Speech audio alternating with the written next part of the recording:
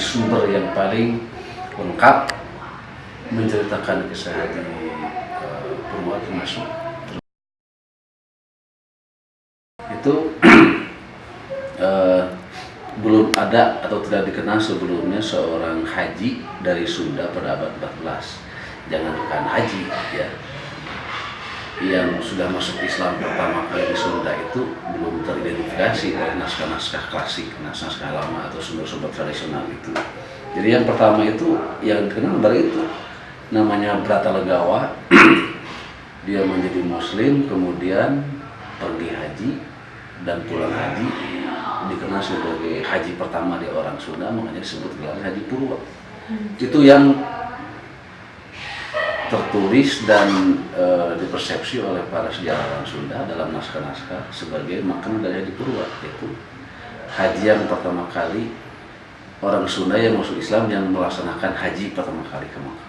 Itu abad 14. Berarti itu apa yang makna dari Haji Purwa? Ya, nah, ini ada problem besar ya, karena gini, bayangkan abad 14, tahun 1333 kalau nggak salah. Itu kan belum dikenal naskah-naskah ya. Naskah-naskah tertua di Jawa Barat saja itu yang ya sekitar abad 16-17 ya, yang menuliskan misalnya tentang sejarah Sunan Gunung Jati seperti Carita Purwaka Caruban Nagari, Babar Cirebon, Babar Tanah Sunda, atau Cerita Parahyangan. Itu naskah-naskah klasik yang tidak terlalu apa tadi tanyanya, asal usul ya, asal usul seorang tokoh. Nah, Bratalegawa juga dikenalnya ya hanya sebagai seorang saudagar yang ikut ke dalam perdagangan di Asia Tenggara saat itu, kemudian masuk Islam dan dia ikut ke Mekah, lalu pulang menjadi haji. Kalau asal usulnya kalau tidak salah disebutkan dia sebagai keluarga dari kerajaan Galuh, gitu ya, kan gitu. Yang saya tahu dari kerajaan Galuh yang ya tertariklah kepada ajaran Islam yang disebarkan oleh para saudagar dalam perdagangan di laut itu. Di perjalanan laut itu banyak ngobrol-ngobrol, dialog dengan para saudagar Arab. Dia lalu mengenal agama baru namanya Islam, kemudian tertarik lama-lama masuk Islam. Itu yang dikenal sebagai orang Sunda pertama yang masuk Islam itu. Nah, naskah-naskah selama ini tidak banyak menceritakan asal usulnya. Jadi yang pernah saya baca yang dikenalnya dia hanya dari keluarga Galuh saja. Gitu. Karena ya bayangan abad itu kan belum ada tradisi menulis. Jadi susah mencari detailnya siapa gitu ya, kecuali ada naskah-naskah baru yang ditemukan. Jadi yang saya baca selama ini belum ada naskah klasik atau historiografi tradisional yang menjelaskan tentang asal usulnya secara detail. Para sejarawan pun, para ahli naskah Sunda pun hanya mengenal dia dari kerajaan Galuh itu saja ya. Itu sebenarnya yang bisa saya jelaskan ya. Sih mudah-mudahan ada studi naskah-naskah selanjutnya yang bisa menjelaskan yang lebih detail, tapi saya yakin pada abad 14 itu akan kesulitan orang mencari naskah-naskah yang ada selama ini aja. Orang tahu misalnya tentang Sunan Gunung Jati saja dari Hatchman ya, G. Hatchman itu penulis luar asing, kemudian dari Pangeran Arya Cirebon. Jadi tentang Sunan Gunung Jati saja atau Sadat Haidutullah, naskah pertama yang dikenal itu ditulis pada tahun 1720, 125 tahun setelah Sunan Gunung Jati meninggal. Jadi bayangkan, nah ini ada problem besar ya, karena gini, bayangkan abad 14, tahun 1333 kalau nggak salah. Itu kan belum dikenal naskah-naskah ya.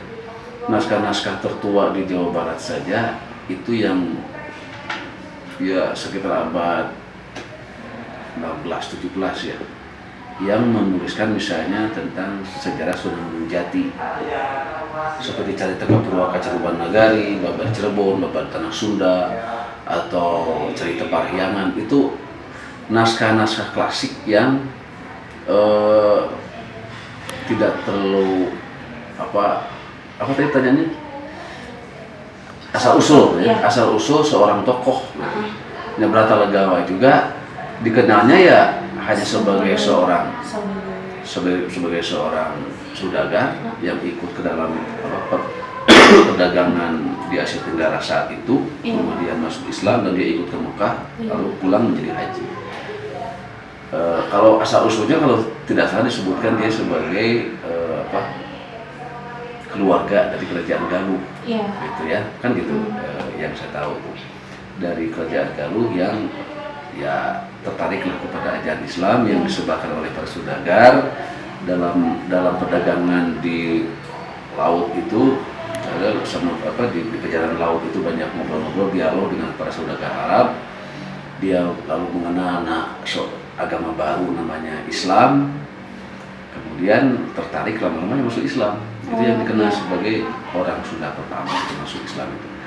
Nah, naskah-naskah selama ini tidak banyak menceritakan asal usulnya. Jadi yang pernah saya baca, yang dikenalnya dia hanya dari keluarga Galuh saja. Oh, gitu. Karena ya bayangan abad itu kan belum ada tradisi menulis. Iya. Jadi susah mencari detailnya siapa gitu ya, kecuali ada naskah-naskah baru yang ditemukan.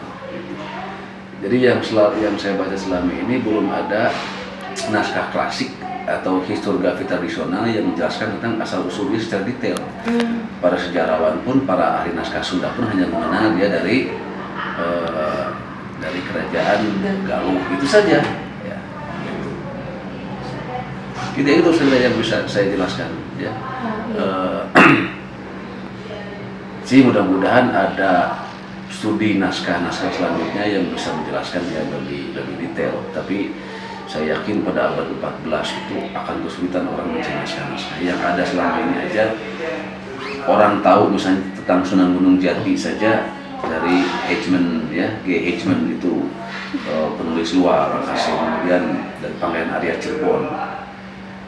Jadi tentang Sunan Gunung Jati saja atau Sadat Haidutullah, naskah pertama yang dikenal itu ditulis pada tahun 1720, 125 tahun setelah Sunan Gunung Jati meninggal. Jadi bayangkan 1 abad lebih baru sejarah Sunan Gunung Jati ditulis, kan gitu. Itu menunjukkan tradisi menulis itu belum hidup saat itu, sudah pasti lah. Makanya ada yang menulis pertama kali pun, walaupun itu 1 abad kemudian, sangat berharga yang ditulis oleh Pangeran Arya Cirebon itu, sehingga menjadi sumber utama tentang sejarah Sunan Gunung Jati yang ditulis dalam yang terkenal adalah cerita Purwaka Carubanagari, itu yang menjelaskan tentang kerajaan Sunda, sejarah Sunda, Islamisasi Sunda dan sebagainya. Itu. Untuk pertanyaan itu gimana gitu sebagai Muslim pertama? Ini dalam sejarah menguji dan mengetahui kebenaran seorang tokoh lewat hidupnya, apa buktinya? Ya, buktinya. Kan, gitu. Naskah, naskah. tulisan kan gitu. Naskah yang sezaman, naskah primer atau minimal naskah sekunder, tapi yang lebih penting itu naskah primer. Naskah primer itu naskah sumber yang ditulis oleh dirinya, oleh keluarganya, oleh yang sejaman, oleh temannya dan sebagainya.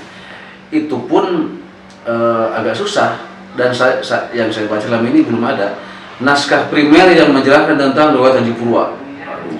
Nggak ada yang lengkap. Karena yang kita tahu naskah-naskah tertua di Jawa Barat atau di Sunda itu ya abad 16-17. Abad 16-17. Tahun 50, abad 16 itu agak susah. Belum ada tradisi menulis soalnya. Ya. Nah, kebenarannya ya kembali kepada naskah-naskah kuno atau sumber-sumber lokal atau yang disebut dengan historiografi tradisional. Nah, di sini soal metodologi, para sejarawan Barat menyebutnya itu naskah-naskah yang susah dipercaya kebenarannya, sulit dipercaya kebenarannya karena tidak menyatakan sumber, ya, ditulis oleh keluarganya, isinya banyak pengagungan atau pemujaan. Bukan pemuja menyembah ya, pemuja-muja tokoh yang tulisnya, apalagi dia seorang ulama, seorang wali sebagainya. Menurut saya wajar semua itu. Jadi jadi pertama ada orang Barat, ya, orang Barat yang menulis tentang tokoh-tokoh Sunda, ulama Sunda penyebar Islam, misalnya Sunan Gunung Jati. Kalau orang Barat, masalahnya adalah dia keterbatasan bahasa, kemudian tidak mengenal budaya Sunda klasik, kemudian kemampuan membaca naskah asli Sunda kuno ya, dan sebagainya. Misalnya J. Hegman itu dikutip oleh beberapa sejarawan Sunda sebagai yang menerangkan Bratalagawa atau Haji Purwa. Tapi juga jauh abadnya. Haji Purwa hidup abad 14, J. Hegman itu abad 18, abad 19. 5 abad kemudian, bagaimana dia tahu bahwa orang Sunda pertama yang masuk Islam menjadi haji itu Bratalagawa? Dari mana sumbernya? Kan gitu. Susah mencari buktinya atau bukti otentiknya.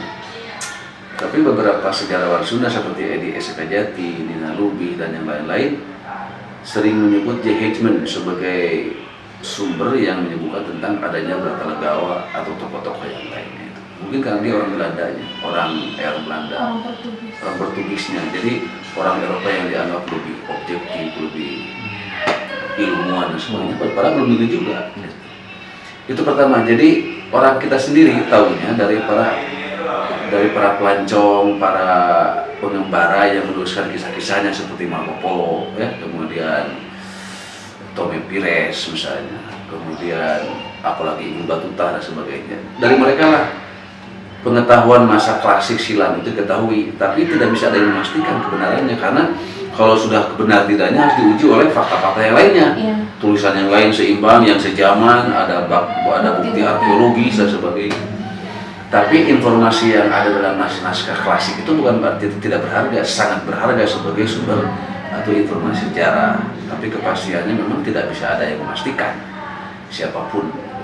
Tapi dari rentetan sejarah, dari perkembangan kerajaan, dari dinasti, atau dari kalau ulama itu dari perkembangan dakwahnya bisa dipastikan bahwa mereka pernah hidup kan gitu. Tapi soal kepastiannya ya lagi-lagi hanya naskah asli primer yang ada ditulis pada abad itu atau tahun itu oleh orang-orang sekitar atau keluarganya, baru itu bisa dipastikan sebagai sebuah kepastian historis.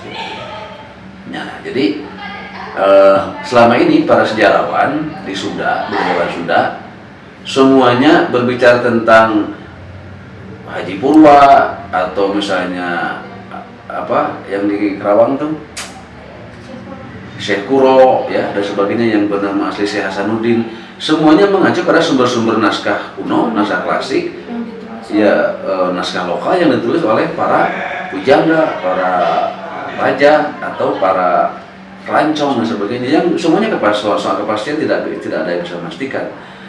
Coba itulah keterbatasan fakta-fakta historis kita baru bersumber pada naskah-naskah itu. Tapi bukan berarti harus ditolak. Ya. Itu informasi berharga tentang sejarah Sunda yang selama ini pun sudah banyak dianut, dipercaya, sudah dianggap aja dulu lah. Sebelum ada penemuan-penemuan yang lebih otentik lagi, yang lebih orisinil lagi, yang lebih faktual lagi. Jadi itu misalnya selalu yang paling terkenal lebih akurat itu adalah cerita Parihyangan. Cerita Parihyangan itu diakui oleh para ahli naskah sejarawan sebagai informasi yang banyak benarnya karena akurat dengan perbandingan dengan naskah-naskah yang lain. Kemudian cerita Puloka Carbanagari itu naskah hebat, ditulis pada abad 16-17 ya, kalau tepatnya, yang sama menjadi sumber penting dalam membuka, menjelaskan tentang sejarah Sunda. Dari naskah itulah para sejarawan mengetahui tentang masa silam Sunda. Soal kualitas sumber, lagi-lagi yang disebut ilmiah dalam pengertian Barat memang tidak akan pernah ada pada saat itu. Karena yang disebut ilmiah ya, dalam pengertian modern itu ada sumber, ada catatan kaki, itu ada kutipan itu nggak mungkin saat itu. Jadi upaya para pembesar kerajaan, para sastrawan, para pujangga saat itu yang menuliskan sejarahnya sudah luar biasa. Berarti untuk satu-satunya sumber yang menyatakan kalau Haji Purwa itu ada cuman dari Babat itu ya Pak? Iya, dari sumber-sumber klasik aja pokoknya lah. Ya. Dan tidak ada ditemukan kayak sumber-sumber primer yang berbentuk benda, itu nggak ada ya Pak? Kayak misalnya lokasi gitu kan, beliau itu Haji Purwa membangun perkampungan. Itu ada beberapa, kalau fakta-fakta arkeologis mungkin ditemukan misalnya gini, sejarah hidupnya Subang Larang. Oh. Ya, yang beberapa tahun terakhir itu ditemukan di Subang katanya, Iya, ada beberapa peninggalannya. Itu kan istrinya ya Prabu Siliwangi kan gitu, ditemukan di Subang. Itu soal tinggal di sejarah lah. Kemudian misalnya kerajaan Galuh kan itu kan ada situsnya di Ciamis ya. Artinya ada peninggalan batu-batu, ada benda arkeologis. Cuma itu masa silam yang sudah tenggelam. Iya. Jadi orang hanya tahunya sedikit saja dari data-data arkeologis yang bisa ditemukan dan dibaca. Nah, lebih lengkapnya harus disertai dengan naskah-naskah, dengan wawancara tokoh-tokoh yang disebut para kuncen atau sejarah lisan, ya, atau para tokoh masyarakat ketika menjelaskan tentang sejarah setempat pun sama sumbernya, cerita turun temurun dari orang tuanya, dari kakeknya, gitu aja, dari naskah yang mereka ketahui dengan segala keterbatasan dan sebagainya. Tidak ada yang bisa memastikan mutlak, tapi sumber-sumber yang ada itu sangat berharga untuk dipegang sebagai kebenaran sementara. Dan para sejarawan memang sudah menyebutkan semua bahwa orang Islam pertama di Sunda adalah Haji Purwa atau Pangeran Bratalegawa itu. Kemudian abad 15 masuk Syekh Kuro, ya, Syekh Maulana Nasruddin yang ikut numpang dari Campak katanya mau ke kerajaan mau ke Majapahit. Kemudian dia menumpang rombongan Laksamana Cengho turun di Sukapura itu ya. Sukapura di pantai utara Karawang, dia masuk ke dalam mendirikan Tajuk sebagainya. Ya, itu semua sudah dianggap sebagai sebuah kebenaran sejarah di Sunda. Kalau soal memastikan ya lain lagi urusannya. Itu mah harus betul-betul studi yang luar biasa yang memang sumber-sumber naskah klasiknya ada yang primer saat itu, dan saya kira sejarawan belum sampai di sini. Karena sejarah klasik itu, sejarah silam itu sumber berharganya naskah-naskah primer, naskah-naskah utama yang asli saat itu, dan itu sangat susah ditemukan. Tapi semakin klasik, semakin jauh ke belakang, makin berharga, makin berinformasi. Tapi ya itulah, keterbatasan historis adalah sumber-sumber yang sangat lama, jauh, karena pada masa silam abad 16 ke belakang orang belum terbiasa menuliskan sejarah. Ya Pak, makasih ya Pak. Ketersediaan naskah soalnya. Paling-paling yang dibahas itu lagi sumber-sumber. Cerita Pura-Pacar Nagari, kemudian cerita Parahyangan, kemudian Babat Jawa, Babat Cirebon, Babat Tanah Sunda, itu aja. Sekitar-sekitar itu juga. Ya, itu jasanya para filolog membaca itu. Memang susah sih Pak.